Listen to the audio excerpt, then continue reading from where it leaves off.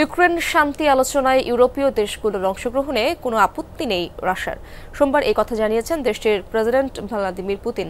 বলেন, অতীতেও বহুবার ইউরোপীয় নেতাদের সাথে এই ইস্যুতে কথা বলেছে রাশিয়া।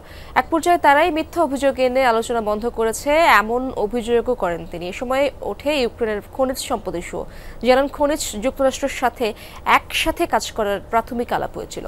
বিরল খনিজ নিয়ে অংশীদারিত্বমূলক বাণিজ্যের সম্ভাবনার কথাও বলেন।